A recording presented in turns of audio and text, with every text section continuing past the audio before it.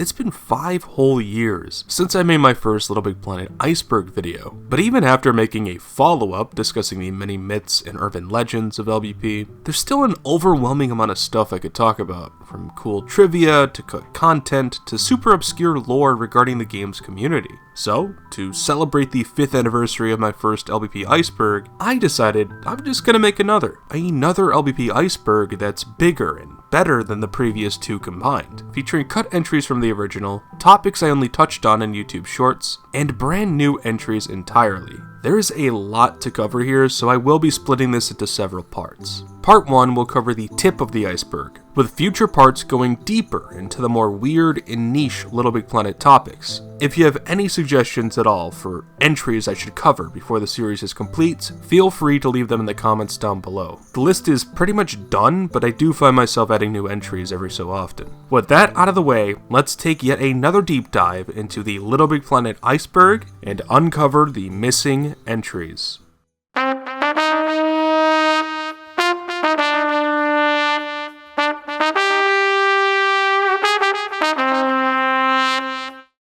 Craftling. This is what Sackboy was originally referred to in the early stages of Little Big Planet. There were a few different variations of Craftling, though the design stayed mostly the same throughout development. He was a lot more plump than the Sackboy we know today and had much more stubbier legs. Kinda also looked like a potato sack. LittleBigWorld. This was one of the many early names considered for LBP, and the closest thing to being the game's final title. Other early names include Bonsai and Craftworld, which was the name of LBP's earliest prototype with Yellowhead. Media Molecule, founded in 2006 by Mark Ely, Alex Evans, David Smith, and Kareem Atouni. Media Molecule, or MM, was a British game studio known for creating the Little Big Planet series. They only worked on the first 2 LBP games before moving on to other projects, but those 2 first games are often praised as the best in the entire series. Daniel Pemberton. This guy was one of the main composers for LBP 1, known for creating the game's intro, The Orb of Dreamers, tracks such as Rock the Jungle, Maya Device 1, 2, and 3, Cries in the Wind, and many others. You can hear all of the LBP music he composed on an album called Little Big Music. He also had a track in LBP 2 for Da Vinci's Hideout called Disco Divertimento. These days, Daniel Pemberton is more commonly seen composing for TV and films, those of which include the Spider-Verse films. Kenny Young. The other main composer for Little Big Planet, primarily known for his work on the int music, or interactive tracks. These tracks were the main level themes for LBP 1's story mode. So the gardens, Savannah, Metropolis, Wilderness, that was all him. He also composed the pod music for LBP 1 and 2, Da Vinci's Hideout, some other instrumental tracks in LBP 1, and was even the voice for Sackboy when popping yourself. Nowadays, Kenny Young works on the soundtrack for Astrobot, and will most likely continue if Astrobot continues getting new games. LBP Recreated in Dreams. In 2018, Media Molecule celebrated LBP's 10th anniversary in their PS4 game Dreams. They made a recreation of one of the Gardens levels from LBP 1. They also recreated the pod, a somewhat functional Poppet, and got multiplayer working with 4 people playing simultaneously. Much later, in August 2023, the Gardens will make another cameo within a level of Trend, a train puzzle game MM created for Dreams a bit later on.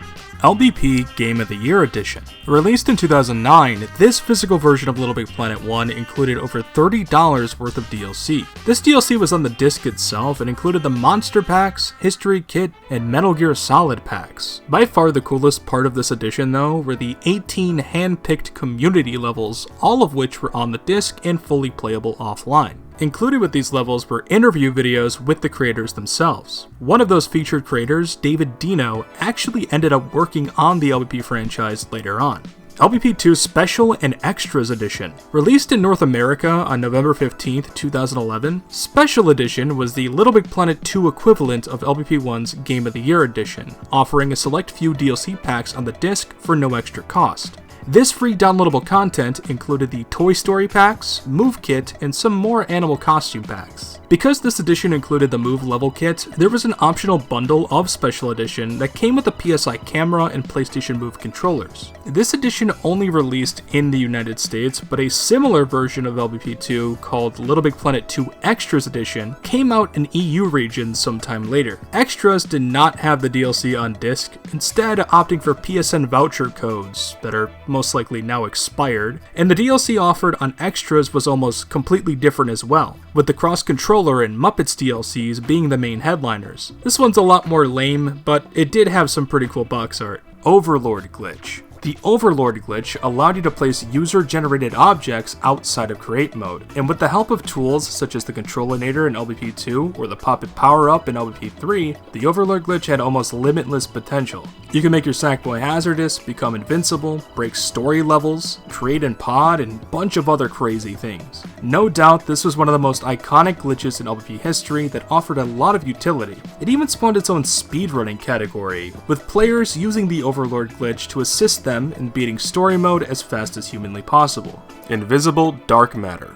This was another popular glitch that was utilized more by level creators. It involved making the dark matter or rubber material extremely small until it disappeared, therefore allowing creators to make invisible walls or platforms that prevented players from going out of bounds. This glitch most likely occurs because the game isn't able to render the specific material properly when it shrunk into such a small size. I remember doing this all the time though, and I'd say it's probably more commonly used than the Overlord glitch for sure. That being said, it was less so a glitch and more so of a useful tool for level creation.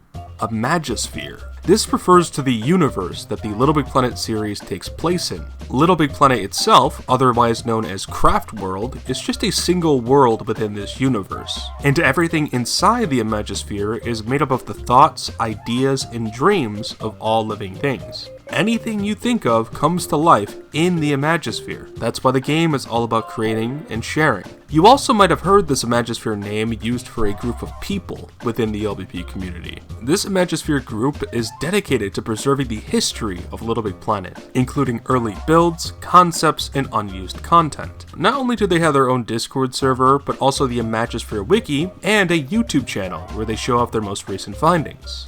And yeah, this is a sneaky shout out on my end. These guys are really good friends of the channel and have helped me tremendously with these LBP icebergs. If you want to support their efforts in recovering more LBP development builds in the future, I highly recommend donating to their Ko-Fi page. Most of the money they spend on these PS3 dev kits comes right out of their own pockets, so I'm sure any help would be appreciated. Image Import Tool. In LBP 1, there was going to be an image import tool that would allow you to take any image off your PS3 or USB drive and put it into LBP as a sticker. This was removed before the game was released for unknown reasons, though I think it's pretty obvious as to why. The feature was cut so close to launch that it's still fully functional in the final game. Several community levels gave this scrap tool away in prize bubbles, and when collecting it, it would fully restore functionality in your Poppet. But unless you play in custom servers nowadays, this is no longer possible for the average player. LBP.me. This was an official website hosted by Sony that acted as sort of a social media hub for the Little Big Planet games. Back when the site was up, users could browse all publicly available community levels, profiles, comments, reviews, and screenshots. You could even add levels to a queue directly on the site that would show up in-game for you to play later on. After about 10 years of remaining online, the site officially shut down in 2022, and there's definitely more to discuss when it comes to the mystery surrounding its sudden shutdown, but I think I'm going to save that for a later tier in the iceberg.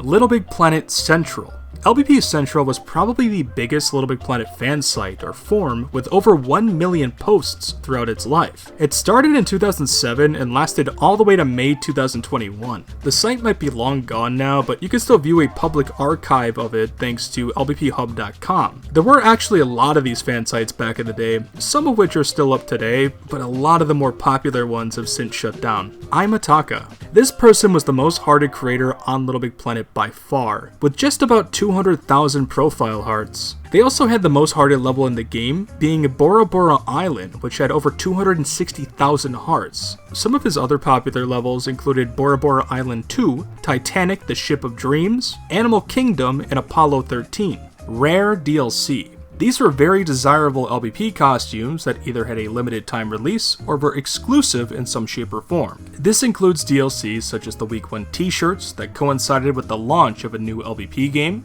the Beta Test Vest and Bug Blaster, which were given to LBP beta testers, the Slurpee shirt, which was part of a 7-Eleven promotion, or the rare prize crown, which was given away for winning contests, hosting an LBP fan site, or just by doing something cool in the community. There's a lot more DLC than the ones I listed, but if you want a more comprehensive look at each individual one, I recommend checking out the video I made on the history of Little Big Planet Rare DLC.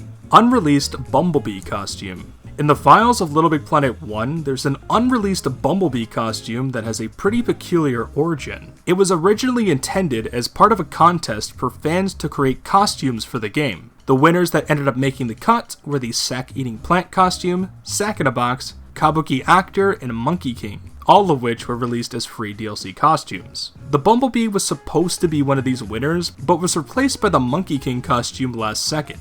High on Rugs. In Europe, this is the name of the third level in the Bizarre World from Little Big Planet PSP, clearly referencing the phrase high on drugs. The level title was changed to Rugs and Kisses in the US release. Sacknana. This refers to a popular meme within the community that's literally just a render of Sackboy in a banana costume. This costume originates from the Fruit Salad Pack for Little Big Planet PSP, which later got a pseudo-remake in Sackboy Big Adventure as free DLC. This banana Sackboy picture got so insanely popular that it kinda got morphed into an entirely separate meme. A meme that went beyond LBP's community and into the mainstream. I'm referring to what is now known as the Banana Cat meme, which is just a Photoshop edit of the Sacknana costume, yet more popular than Sacknana itself. Most people that use this image now don't even know about its Little Big Planet's roots, and probably don't even know about the series in general. If we want to dig even deeper into where this Sacknana meme actually started, there was a Tumblr post in 2016 by the user iWander that showed this Sackboy image with the caption, "Never forget about Banana Sack." This post garnered quite a bit of traction back in the day, and shortly after, Sacknana started being posted on social media way more often. So that Tumblr post from 2016 is believed to be the true origin point of the meme.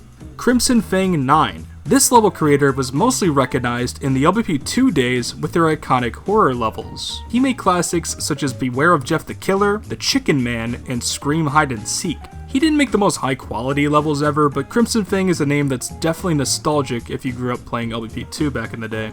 20 years of PlayStation video. To celebrate PlayStation's 20th birthday, Sony put out a video featuring Little Big Planet levels that pay tribute to both old and newer PlayStation franchises. This video premiered during the PlayStation Experience event in December 2014, with the video also coinciding with the recent release of Little Big Planet 3 just a month prior. There's nothing much more to say other than it was a really cool way to celebrate 20 years of PlayStation's history. Life in Little Big Planets. This was a video series in the style of a nature documentary that portrayed Sackboy and Sack people as these little creatures just roaming around the world. It showed what these Sack people did in their day-to-day life and how they navigated the dangers of Little Big Planet. It was a cute little 3-episode series that PlayStation put on their official YouTube channel to promote the release of Little Big Planet 1 in 2008.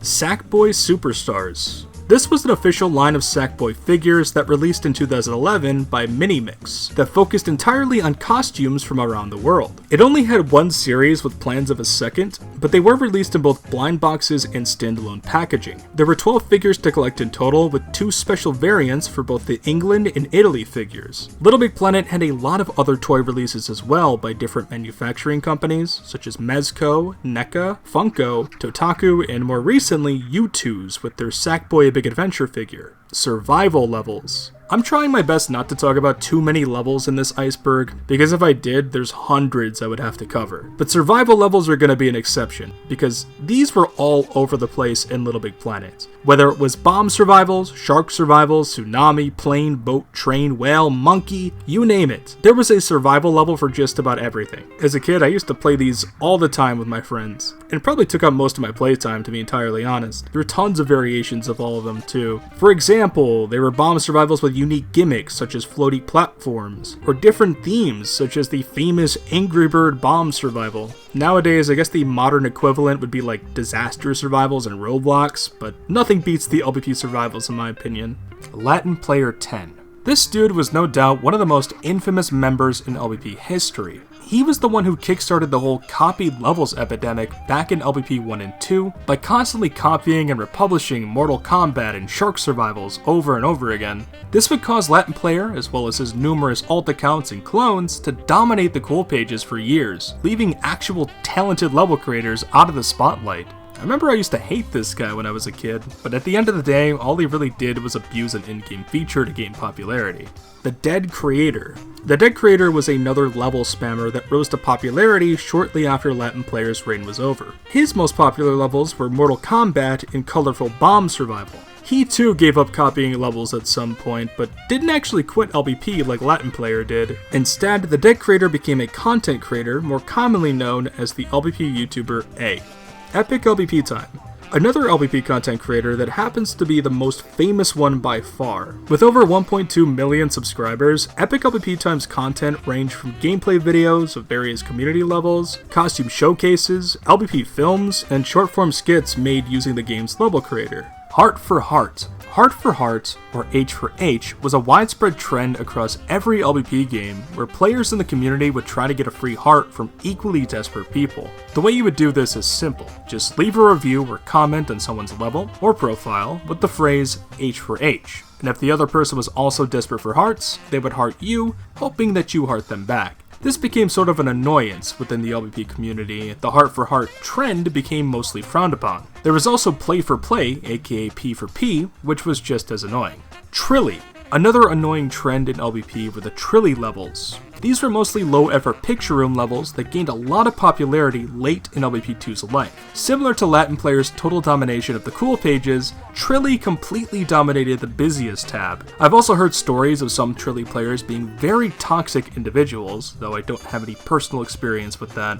Run Sackboy Run. This was an auto-runner LBP spin-off released for both mobile devices and PS Vita in 2014. Players controlled Sackboy by tapping the screen to jump and swiping the screen to dash. Your main goal was to escape the Negativitron from LBP2 while collecting point bubbles and stickers. The point bubbles are used to buy costumes, upgrades, and hearts, while the stickers can be used to unlock exclusive DLC costumes to use in the mainline LBP games. These costumes include a Run Sackboy Run t-shirt, a gnome toggle, a frog on sock, and a pigeon swoop costume. This exclusive DLC is no longer obtainable if you play the mobile version of RSBR, but at the time of making this video, I'm almost certain you can still get these on the Vita version. Vita is kind of the only option to play this game anyways, as Run Sackboy Run was delisted sometime in 2025. Ultimate Sackboy. This was another Little Big Planet mobile game, or I guess Sackboy mobile game, that at the time of making this video is the most recent LBP related game released. But yeah, unlike Run Sackboy Run, which was just a 2D endless runner, this game was a 3D runner, and played more like Subway Surfers or Sonic Dash. To be entirely honest with you though, this game has no sauce. It sucks. But it exists, and had battle passes at one point. It stopped getting content updates abruptly a few months after it came out, so I doubt it did very well for them. But who cares, man, this game's ass. Sumo Digital.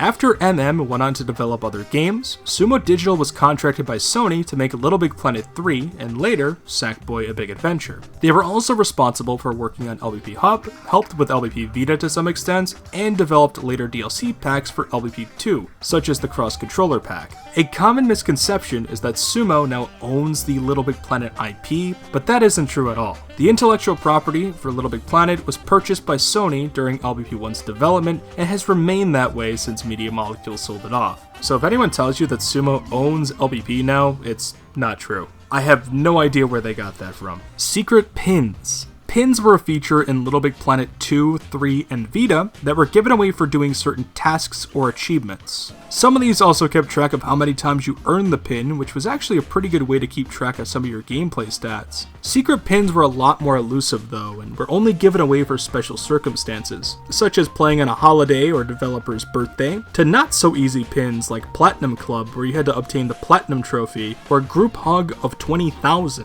where you have to play online at the same time as 20,000 other people. Then there's the practically impossible pins, like Touching Royalty, where you had to literally high-five Media Molecule's Alex Evans in person. Good luck with that one. There were also secret pins given out for contest winners, receiving the rare prize crown, working for Media Molecule, and a few other things. It was impossible to collect all of these legitimately, but that was never really the point of them. These were just neat little things to show off on your profile, things to show how involved you were with the game's community, and I think that's pretty cool.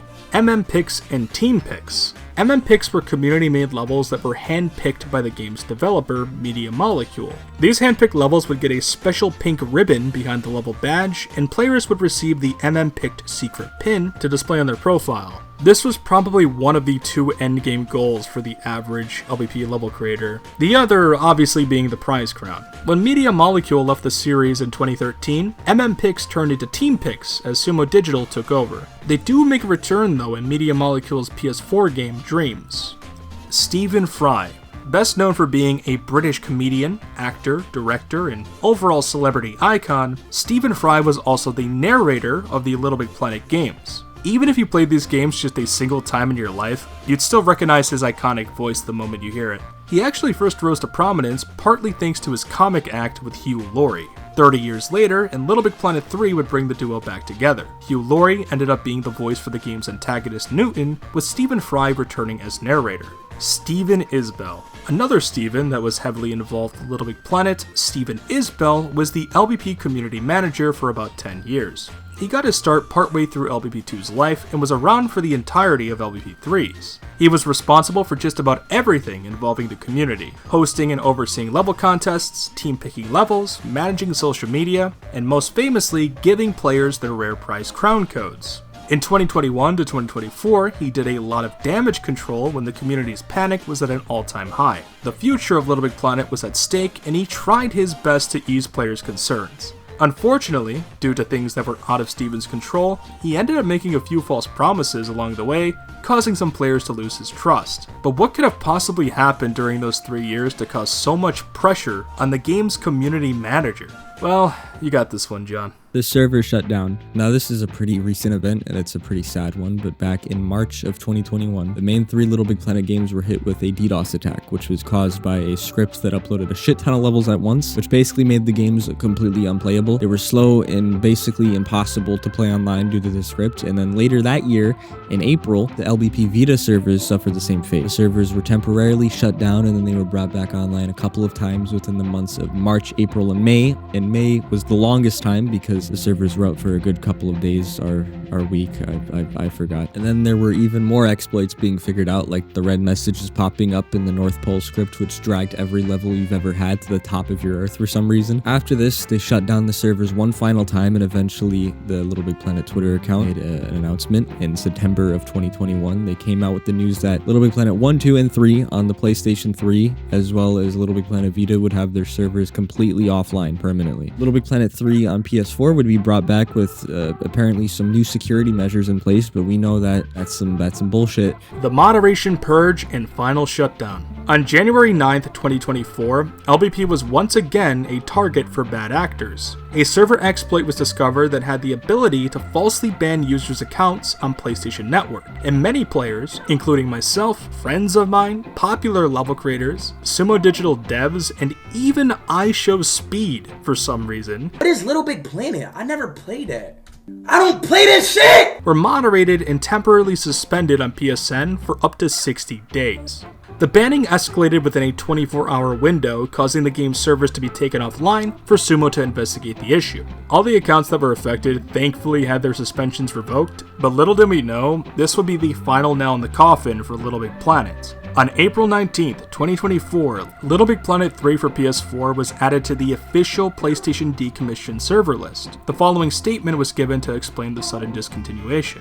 Due to ongoing technical issues which resulted in the Little Big Planet 3 servers for PlayStation 4 being taken offline temporarily in January 2024, the decision has been made to keep the servers offline indefinitely. All online services, including access to other players' creations for Little Big Planet 3, are no longer available.